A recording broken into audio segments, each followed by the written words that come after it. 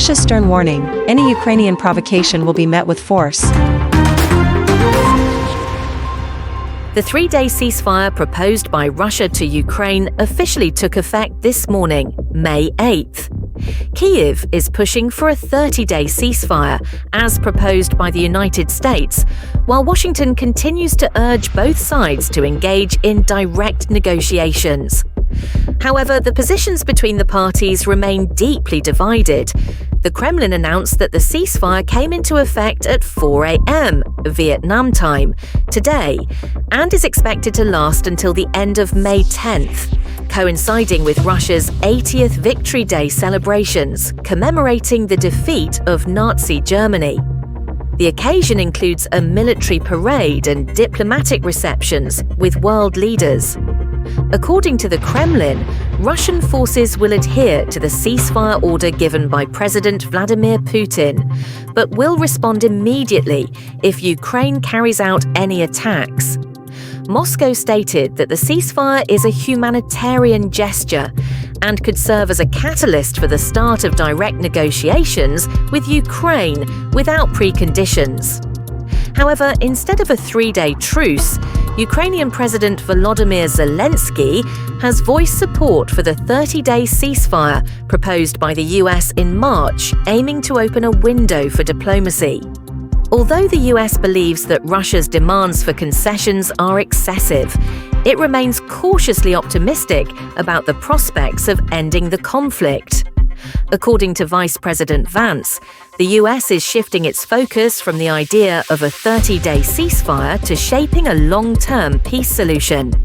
I don't believe Russia is uninterested in resolving this issue. At present, Russia is requesting certain conditions, some concessions, in order to end the conflict. The US is more than willing to be part of those dialogues, but it is crucial that Russia and Ukraine begin direct negotiations. We believe that's the next big step we want to see happen. The parties need to reach a sustainable, long-term solution, said Vice President Vance. Meanwhile, Ukraine has proposed establishing a 30-kilometer demilitarized zone, which would be monitored by external observers to detect any violations or incursions. Amid stalled diplomatic efforts due to starkly differing viewpoints, the West continues to pledge military support for Ukraine. As reports surface that Ukraine's Western allies are discussing the provision of additional Patriot air defense systems with the goal of reaching an agreement before the NATO summit at the end of June, Russian Foreign Ministry spokesperson Maria Zakharova issued a warning. Continuing to supply weapons to Ukraine will only delay prospects for resolution and lead to further escalation and violence. Anyone supplying weapons to Ukraine while claiming to care about the Ukrainian people is, in reality, contributing to their deaths through these deliveries.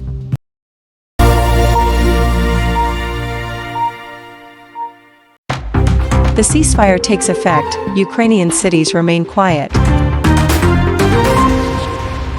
According to Reuters, the skies over Ukraine's major cities have grown quieter as the three-day ceasefire declared by Russia has come into effect.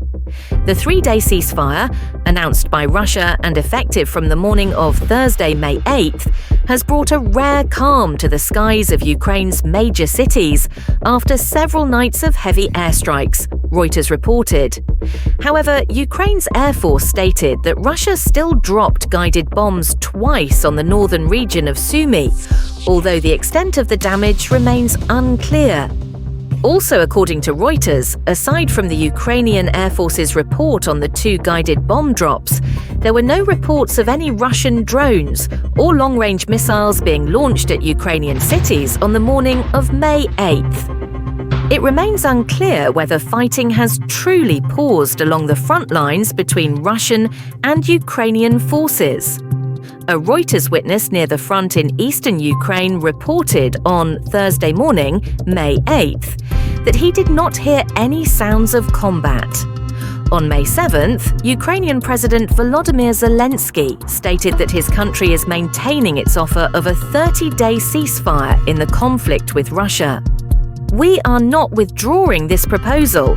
It could create an opportunity for diplomacy," Zelensky said in a late-night video address. The Russian ceasefire, coinciding with the 80th anniversary of the victory over fascism in World War II, came into effect at midnight local time. As part of the commemorations, Russian President Vladimir Putin is set to host Chinese President Xi Jinping and other world leaders in Moscow, and will oversee a military parade on Red Square on May 9th.